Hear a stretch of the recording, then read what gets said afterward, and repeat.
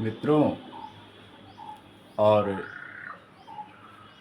श्रोता बंधुओं, मैं डॉक्टर के एल सोनकर सौमित्र होम्योपैथ। आज मैं अपने एपिसोड होम्योपैथिक चिकित्सा एवं अनुभव के तहत इस एपिसोड में मैं पहले भी मिसकैरेज या एबॉर्शन के विषय में बता चुका हूँ। आज इसका दूसरे भाग में मैं एबॉर्शन के कारण के अनुसार आपको दवा पुनः बताने जा रहा हूँ और आप इसे देखें। अगर गर्भावस्था के किसी भी महीने में गर्भपात हो जाए या होने की संभावना हो तो ऐसे स्थिति में हम वाइबर्नम प्रूनस मदर टिंचर या 6 या 30 पावर में देते हैं। अगर मदर टिंचर देते हैं तो 10 बूंद आधा कप पानी में 3 बार। अगर पावर में देते हैं तो 4-4 गोली 30 नंबर की सुबह दोपहर शाम या 1-1 बूंद 3 बार। इसी तरह अगर गर्भावस्था में शुरू के महीनों में, खासकर पहले महीने में अगर गर्भपात हो जाया करता है तो इसके लिए हम वाइबर्नम ऑपुलस मदर टिंचर देना शुरू करते हैं या 6 या 30 या 200 की पावर में हम देते हैं। और खाने की विधि वही है। अगर मदर टिंचर है तो 10 बूंद 3 बार आधा कप पानी में। अगर पावर में है तो सुबह दोपहर शाम रात 4-4 गोली 30 नंबर की या हम 1-1 बूंद 3 बार लेते हैं। इसी तरह अगर गर्भावस्था के पहले तीसरे महीने में अगर गर्भपात हो जाने की शिकायत है तो इसके लिए क्रोकस सेट 30 नंबर की सुबह दोपहर शाम हम देते हैं। गर्भावस्था के पहले 4-5 महीनों में गर्भपात हो जाता है। कुछ महिलाओं में ऐसा देखा जाता है।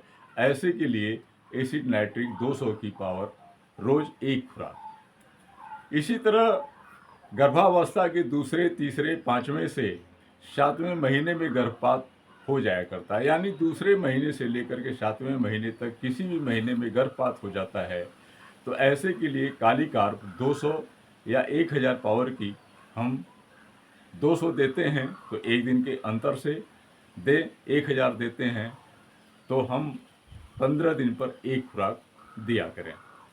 इसी तरह गर्भावस्था के तीसरे महीने में कभी कभी होता है कि ये देखा जाता है कि हर तीसरा महीना लगा ही गर्भपात हो गया। ऐसे के लिए सवाइना 30 या 200।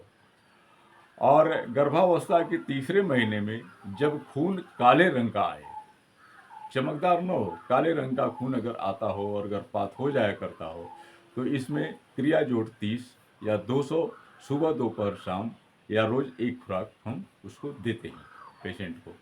गर्भावस्था के पहले, दूसरे, चौथे महीने में गर्भपात हो जाए, यह देखा जाता है कि किसी महिला को पहले महीने में या दूसरे महीने में या तीसरा महीना छोड़कर चौथा महीने में गर्भस्राव हो जाया करता है।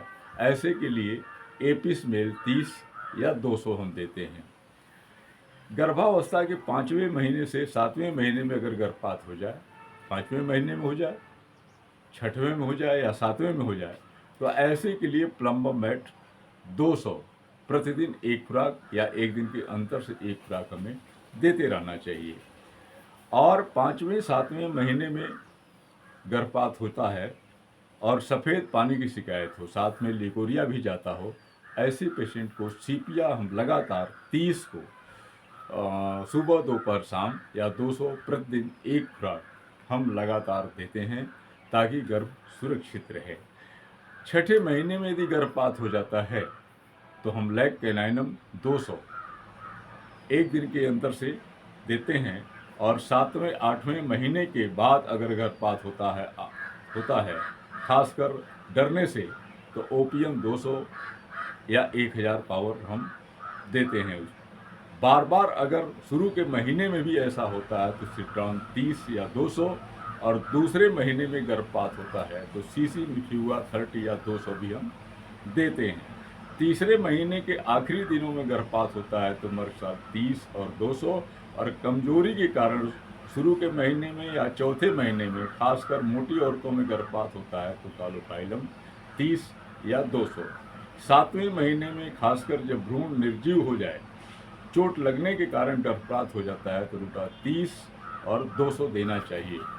इसी तरह आठवें महीने में चोट लगने के कारण गर्भपात हो तो पल्सट्राटिला 30 या 200, गुस्से में होने के कारण गर्भपात हो तो कैमोमिला 30 या 200, ठंड लगने से या भयभीत होने के कारण हो तो एकोनाइट 30 या 200, बुरी खबर सुन लेने के बाद हो और तो जेलसीमियम 30 या 200, दुख के कारण गर्भपात हो तो इग्नेशिया 30 या 200, चोट लगने के कारण हो तो अर्निका 30 या 200, गर्मी ज़्यादा या काम ज़्यादा करने की वजह से अगर गर्भपात हो जाया करता हो तो ब्रायोनिया 30 या 200 हमें देना चाहिए। और इसके अलावा भी लक्षण के अनुसार कोई अन्य भी दवाएं आती है तो हमें उसका प्रयोग करना चाहिए। और इन दवाओं के प्रयोग के साथ साथ हमें किसी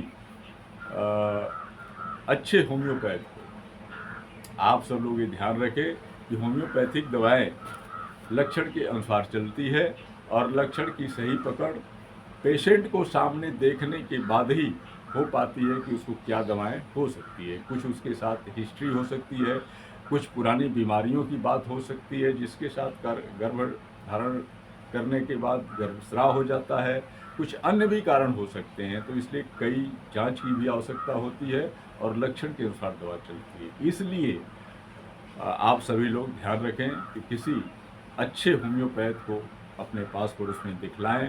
अन्यथा अगर आपको कोई दिक्कत हो तो आप हमारे व्हाट्सएप नंबर पर समय फिक्स करके बात कर सकते हैं और जो हमारा सब्सक्रिप्शन चार्ज है उसे देकर प्रिस्क्रिप्शन आप ले सकते हैं और समय समय पर बात कर सकते हैं। इसी के साथ और भी बातें हैं कि प्रिवेंशन के लिए हमें क्या करना चाहिए, हम अगले एपिसोड में यह बताएंगे आपको।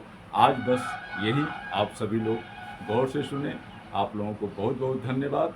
मेरी वीडियो अच्छी लगे तो आप मेरे वीडियो को सब्सक्राइब करें, लोगों में शेयर करें ताकि अधिक से अधिक लोगों का कल्याण हो सके।